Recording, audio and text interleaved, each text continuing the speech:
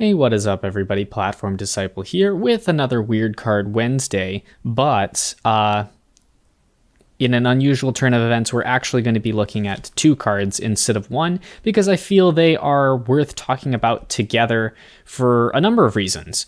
The first is that both of these cards are uncommons printed in Alliance, and they haven't been reprinted ever.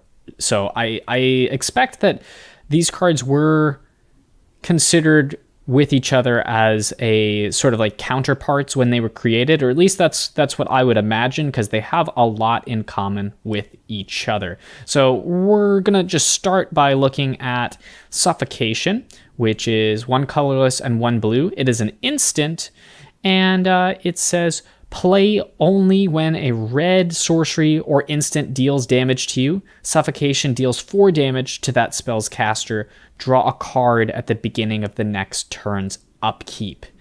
And this card has been updated, the rules text, a little bit. I'm going to read that. It says, cast this spell only if you were dealt damage this turn by a red instant or sorcery spell. So right there, one notable difference from how you might read the card is that you can cast it at any point during the turn, as opposed to immediately when the red instant or sorcery deals damage to you. So your opponent could lightning bolt to you during your upkeep, and then you could play Suffocation during your end step, just hypothetically. And then it says Suffocation deals 4 damage to the controller of the last red instant or sorcery spell that dealt damage to you this turn, which is also notable because, so let's say we're playing multiplayer, or Lord forbid you lightning bolt yourself. The player who last dealt damage to you is the one who's going to get hit with the 4 damage from this spell. Probably not going to matter, but it's definitely something that's not made clear on the original text. And then it has draw a card at the beginning of the next turn's upkeep. And before we kind of dive into Suffocation, we're going to jump back to Burnout so we can kind of start to see those similarities. Burnout is one colorless and one red. It is a instant. It says interrupt. That is something that some old instance would have. And what is the difference between interrupt and instant? Right now, there is no difference. They're functionally equivalent, but there was a point in time where interrupt indicated something specifically. I'm going to see if I can quickly figure that out while we continue to talk about the card. But anyways, the card reads, counter target interrupt spell if it is a blue card. Draw a card at the beginning of the next turn's upkeep.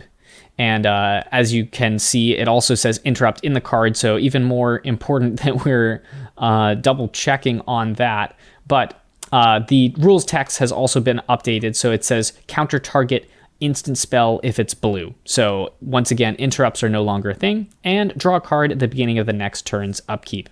So before we go any further, I have pulled up what an interrupt is. It says I'm on the mtggamepedia.com that interrupts have not been in the game since 6th edition, and under the original rules, an interrupt was a spell that would resolve before the rest of the batch, which basically meant that it was, well, I guess it doesn't actually make a difference anymore, but it meant that the card was something that you played as a response to another card, and its effect interacted with the card that you were responding to. So basically, any counter spells, for example, but there are some others, like Dark Ritual had a printing that has interrupt written on it. But enough of that. Let's jump back to these cards. So what makes them interesting to me and what makes them similar is they're both 2 costs, they're both instants, they both have a slow draw effect, which we're going to talk about, and they both hate out another color, but in a way that's actually kind of a role reversal. So what I mean by that is Suffocation is undeniably a burn spell, but it's in blue, and blue almost never gets burn spells. And likewise, Burnout is red, hates out blue cards, and it's a counter spell. So it's something that you don't see in red very often. Very few red counter spells. So these cards are, in my mind, something that you should look at as a pair because they're both doing the opposite of what their color traditionally does as a response to something that color that it's imitating is doing. So Suffocation becomes a burn spell when you're playing against a burn deck, hypothetically, and Burn Out becomes a counter spell when you're playing a deck that probably is running counter spells. So then we're also going to talk a little about slow draw. So slow draw would be when you're drawing a card at the beginning of the next turn's upkeep, which notably is your opponent's upkeep typically. But what's interesting about that effect is that draw is obviously a very powerful thing to have on a card. Any card that says draw a card on it immediately has some chance of being somewhat viable because the card is going to replace itself. And historically, cards that are very low cost that draw a card have even more competitive viability because when they draw a card immediately, it allows you to cycle the card in hopes of playing a different card in that same turn instead. With the slow draw effect, you aren't able to cycle them immediately and then play whatever card you draw into. So it's an interesting game balance kind of thing that they have on these older cards, but they don't do it anymore in large part because it can cause mistakes where players forget about that draw. And it's very easy to forget because these cards, once they resolve, go straight to the graveyard. And once they're in the graveyard, you have no indicator of whether or not you should be drawing a card the next upkeep. So I think it's best that they've done away with it, but it's an interesting way to reduce the power of card draw while still leaving it on the card. That brings me to my next point. Well, actually, you know what? I think I misspoke a minute ago, so we're gonna correct something I said, which is that typically you draw a card at the beginning of the opponent's upkeep. That would be if you're playing the card during your turn, but these are both instants, so most of the time you're gonna actually be drawing the card at the beginning of your upkeep, which is slightly better. But anyways, point is that the cards does not indicate whose upkeep it is. It's just whatever the next player's upkeep happens, whether that's you or your opponent. Okay, so anyways, the next point I was going to make is that unlike Suffocation, Burnout can do something slightly different. So Suffocation, both on the original printing and also on the errated text, you can only cast the spell if you were dealt damage by a red instant or sorcery, which means the card is trapped in your hand until this condition is met. On the other side of the coin, and I have confirmed this via the Gatherer, Burnout, you can target any spell that is an instant, which means that you can cast this card on a non-blue spell, and if you do, the spell doesn't get countered, but you still do draw the card at the beginning of the next turn's upkeep, which makes Burnout actually substantially easier to put into your deck because you don't have to worry about the situation where you have a card that just has no uses. So that's a little plus for Burnout, but we're going to continue to analyze these cards independently now because I think you can see how similar they are. Now let's talk about the individual cards. So Suffocation.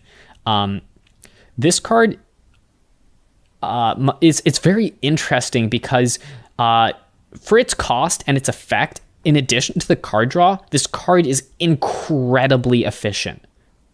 But it's blue, and blue almost never is looking to burn out their opponent, and more so when you are playing against a red deck that is trying to burn you out.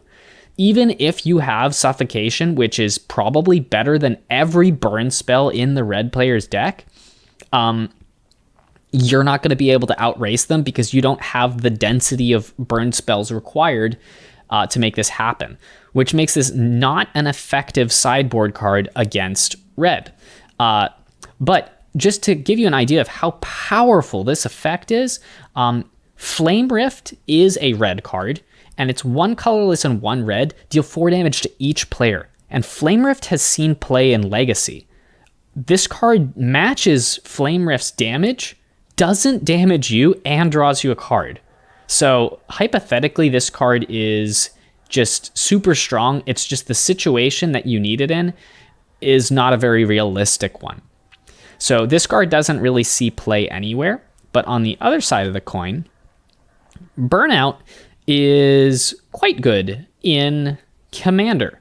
I don't think it sees play anywhere else, but this card, Commander, is a multiplayer format, so odds are one of your opponents is going to be playing blue.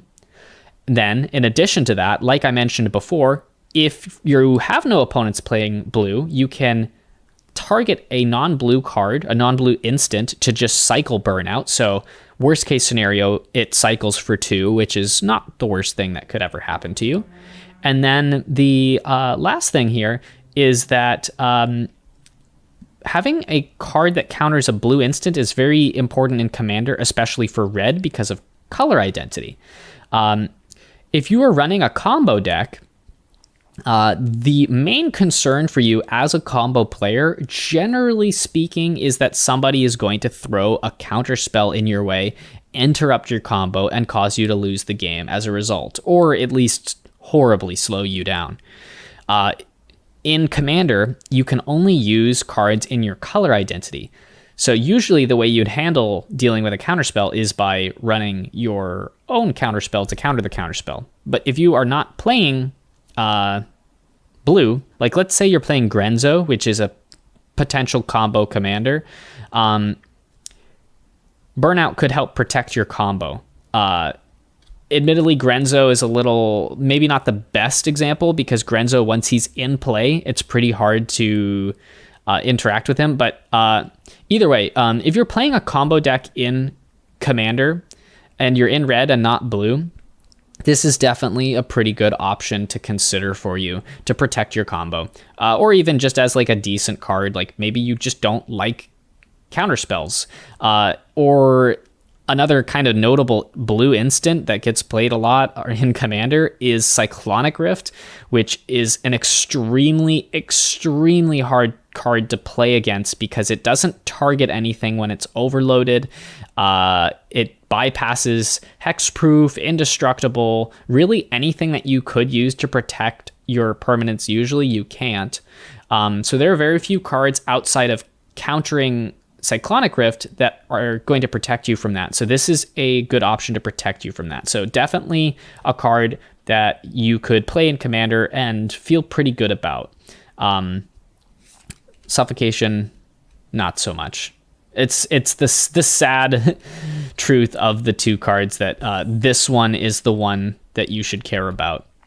Okay, so that covers those two cards. Now we're going to look at the card altar I have today, which is a Rakdos Signet. And we're going to actually talk a little about this card because I personally think that this altar is substantially worse than the other altars I've given away on this channel, which I think is worth discussing for a couple of reasons. One is we can talk about kind of where my techniques failed.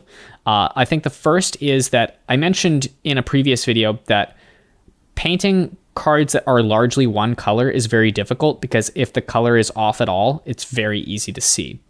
And that is somewhat the case on here. You can definitely tell that my red on the outside is maybe a little darker and a little less orange than it ought to be.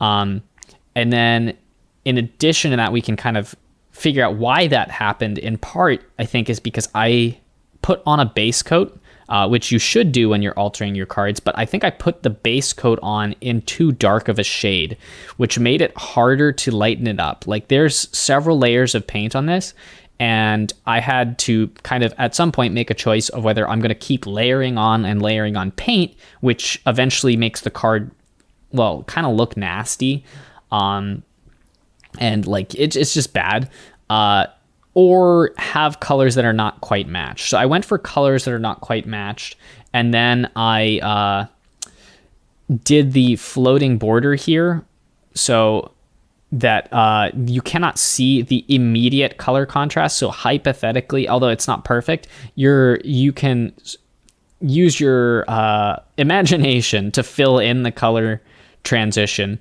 It helps a lot. It sounds silly, but believe me, before that little border was exposed, the color contrast was far more jarring than it is now. The last thing I will mention is that yellow is, in my experience, a really awful color to paint with. So I picked a really stupid card to try to paint because it has yellow as such a prominent color. It doesn't ever really just come out the way you want, in large part because the yellow is almost always overpowered by the other colors around it or underneath it. So anyways, enough pooping on the card that I painted. I do think it still looks better than a regular Rakdos Signet. I would definitely run it in a deck over a regular one because at a minimum, you have a story to tell, and you have a card that, although close up is kind of not great, but trying to figure out how we can do this. Farther away, the card begins to look better and better. Admittedly, it's blurry now because I don't have the camera on auto adjust, but you get the idea. There will be a giveaway for this card as per usual, so link to that will be in the description. I hope all of you have enjoyed the video. Until next time, peace out.